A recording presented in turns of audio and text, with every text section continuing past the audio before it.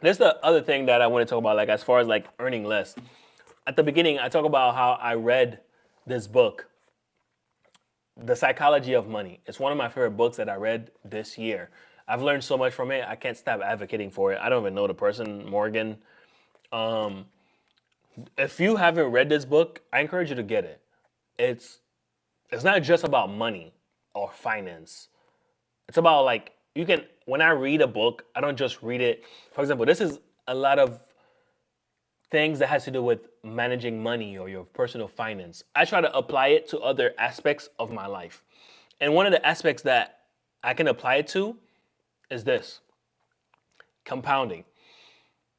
Usually when I think about compounding, the effect of compounding, I think about money. Of course, we all do. Like compounding, you make an investment and each dollar that you get back as interest earns more interest. You are compounding money on money, money earning interest is basically what compounding is.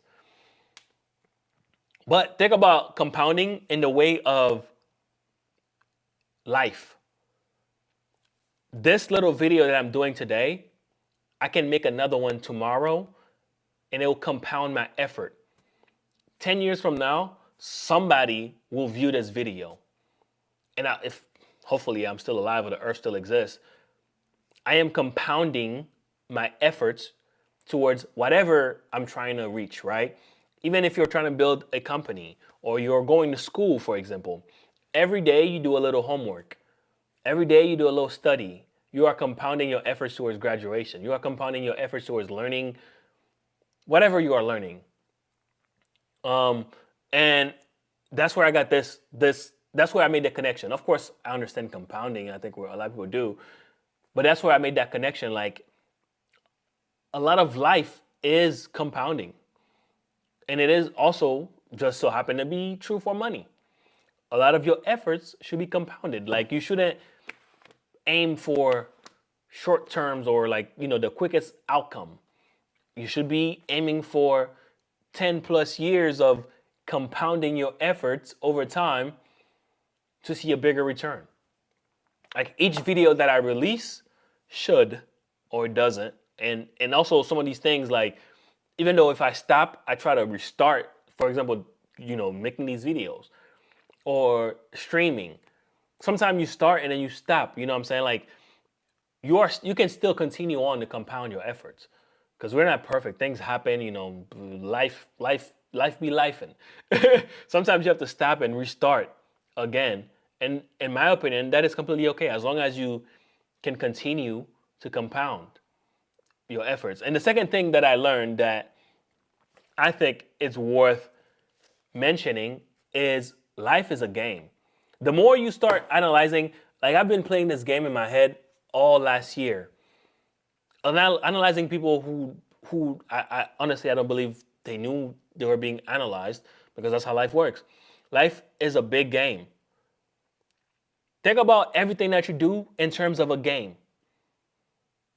Some games you decide not to play.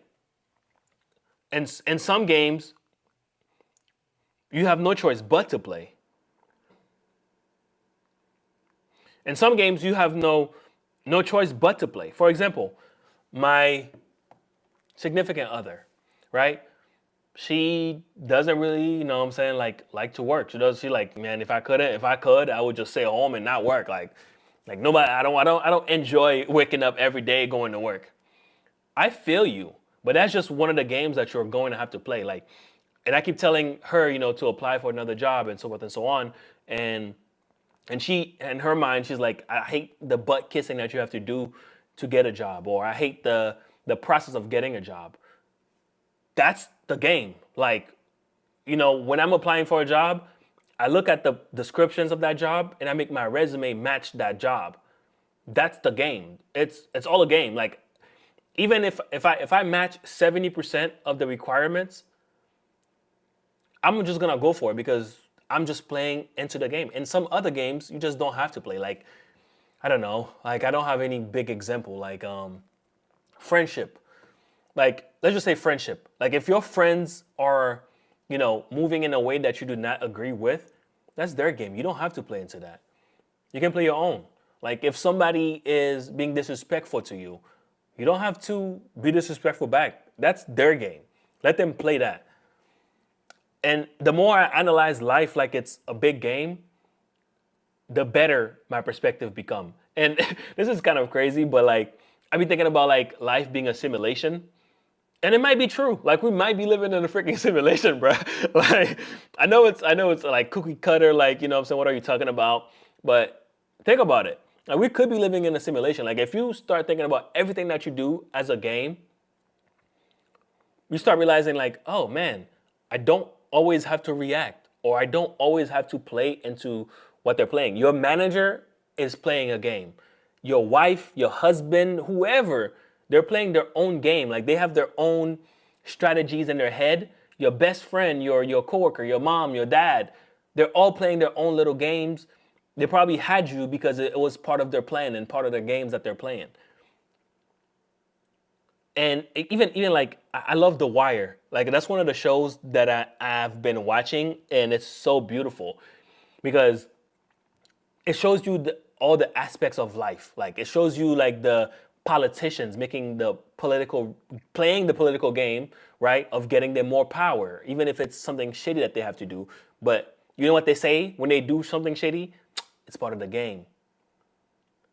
Drug dealers, they have to kill their friends because whatever reason, disloyalty, or they have to, let somebody committed a murder and, there's a whole bunch of people in the car. Somebody had to take the charge, and the boss can't take the charge. It's part of the game. Sometimes it's just part of the game. Like if you're not getting a raise at work, part of the game is for you to leave. You feel me? Part of the game is for you to leave. Apply somewhere else, bruh. Like go somewhere else. That's it. Like you're not working to please your manager. You're working for money. If it wasn't for money, you wouldn't go to work. Well, at least that's the game I play. I'm not playing the game of, of course I'm gonna do my job properly. I'm gonna smile. I'm gonna do all of the part of the game that I'm playing to make sure that I don't want to say to make sure that I am aligned with the job and making sure that I am making proper investment and making sure that I am continuing my education. That's my game. The manager's game, when you ask them for a raise and they don't give it to you, their game is trying to get them a bigger holiday bonus because the less they spend, the more money that the company retain, the bigger the potential of their holiday bonus is because some company, you get the bonus based on how much money you are currently making. The CEO, whatever, HR, everybody next to you, they're playing their own game. So I've been little bit, I don't know if it's correct or incorrect, whatever, but I've quite literally, I'm sure you probably heard of people are smart, of game theory. Because life requires you to play some games. Like others, you don't have to play. You don't have to play into. You don't have to play into every opportunity. You don't have to play into every game. When an opportunity is afforded to you or given to you or like just handed to you, you have to ask, what game are they playing? Like for example, I'm trying to start my company, right? And it's in terms when you're trying to think of terms of marketing, right? I started thinking, okay, here's the game I'm trying to play. I'm trying to get these clients in so I can get revenue and expand my company. Great. What do I need to do to understand the game that the client or the customer I'm trying to acquire wants to play? What is it that they want? What game are they playing? Because if they own a company and they're hiring thousands of people, it's likely that they want to save money. And if my services can save them money, save them time, or save them resources, how does that look? Where do those people show up? Like, where are they? How can I build trust by understanding their game? Let's take a look at game theory, because I think that explains a lot about a lot of the topics in this book about how everyone is basically playing their own game. Financially, like in the sense of finance, because this book is about finance, financially, it's about the Joneses, keeping up with the Joneses, right? Is the example. Like when you're neighbor, you see your neighbor always buying clothes, like they wear suits every day. That's because that's part of their game. Like you don't know what they do for a living. They could be working somewhere that requires them to look good every single day. And because they look good, they earn a bigger amount. Which is why I honestly stopped buying like fancy clothes. That's not part of my games. Or start buying like clothes in general. Like I'll just wear this freaking black t-shirt every day because my game is I don't care. I realize that I don't really care unless I'm stepping out somewhere nice. I do want my appearance to look good. I want to show up like a professional. Of course, I'm gonna dress like a professional because that's just part of the game. But otherwise, like if your neighbor go out and he buys a AMG, I don't have to buy one. I don't care about having an AMG. Just so I can like, I don't know, show off or whatever. Like I don't have to go and buy, a Gucci belt for what? Somebody who buys that, they're probably playing a different game. They're probably, I don't know, they like the brand. They're trying to attract a mate. They have the money, disposable income. And you, on the other hand, you don't have that disposable income, but you see it. Maybe you like the brand as well, but you see it, and you think, oh man, if I have a Gucci belt, I could probably look like this person. I could look like him. I'm gonna play his game. You at that point, you are failing at your objective because that's not your game.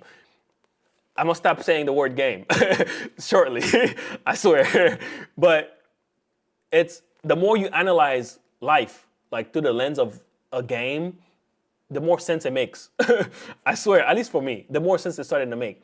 Like when you have a partner, ask yourself, what game are they playing? What's their game? What's their end goal? Try to understand that. Like their action, trying to understand, are they trying to manipulate you? And you don't have to play into that game. If you see that they're trying to play manipulation, and we're talking about in terms of relationship, wife, husband, girlfriend, whatever, you don't have to play into every game that they're playing. Sometimes, they're trying to be quirky, and sometimes they're trying to be funny. Sometimes they're probably trying to get a rise out of you. You don't have to play into that game. And I'm not getting any money off of this. You see I have freaking 0 subscribers. But if you are into reading, I'm not a big reader, bro. And we're talking about compounding. I learned that this year as well from this book, Compounding Your Efforts. I started reading for 30 minutes every day. Like rain or shine, whatever is happening, if I wake up early or I wake up late, I read for 30 minutes. That's it. Or 15 in the morning, 15 at night. That's it. I'm not trying to be a superhero. You know what I'm saying? I understand the effects of compounding and understanding if I don't read nothing at all, comparison to somebody who's reading 30 minutes a day, they are reading 10, 12 books while I'm just, scratching my nuts. It makes sense. It makes sense. But anyways, or long story short, this, if you want to, I guess, look into more into game theory, look into it. But long story short is, what game are you playing? Play into your game. Like, don't fall prey into my game. Whatever I'm telling you right now as well, apply it to yourself. Like, how can you apply it to your life? Don't just take my words for it. That's not how it's supposed to work. Not every advice from somebody, random guy on the internet, is good advice. Like, you know what I'm saying? How can you actually apply this to yourself? Or even because it's in a book doesn't mean that it's good advice. Like, although these people, they do a lot of research about before they write these books, right? But yeah. And also the other thing I learned is not trying to be perfect. And I learned that this year, not just in terms of this book, not trying to be perfect, bro. Like, if you ever taken the DISC personality test, you know that there are different people who overanalyze things. I'm one of those people. I want everything to be perfect, but I'm trying to change that mindset, which I've been working very hard on. Like, even for streaming, that has stopped me from streaming because I didn't know what topic to talk about. I wanted to be perfect. I want everything to come out precise. I want to analyze every single thing that I do, every single word that I say. If the thumbnail is perfect, like now, because I've learned that information, I understand that I have to leave room for error. Like, I'm not perfect. Even if I try to be, I can't be perfect. You're not perfect. Like, be easy on yourself. Be forgiving to yourself. Like, we make mistakes. We're supposed to make mistakes. That's how you learn. Me telling you how I'm moving or what I'm doing, it's not gonna help you, bruh.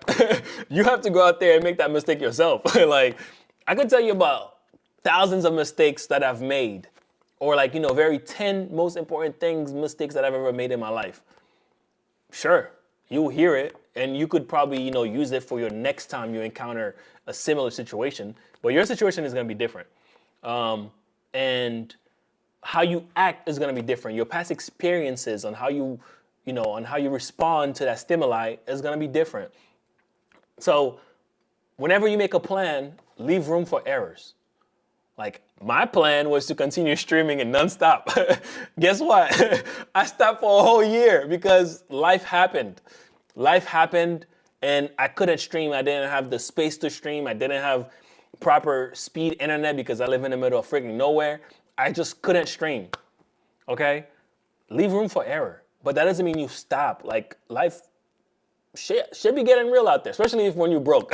The biggest problem in the world is being broke. When you're broke, like, every little tiny problem becomes so huge. Like, it makes it to the point where you can't even freaking breathe. Like, seriously, like, I know people who are making like hundreds of thousands of dollars that are still broke because of how, that's different though, how they manage their money or circumstances back home or circumstances that they deal with in general, okay? But this is not about other people, but I just want to leave that one. When you are making a plan, leave room for errors, bruh.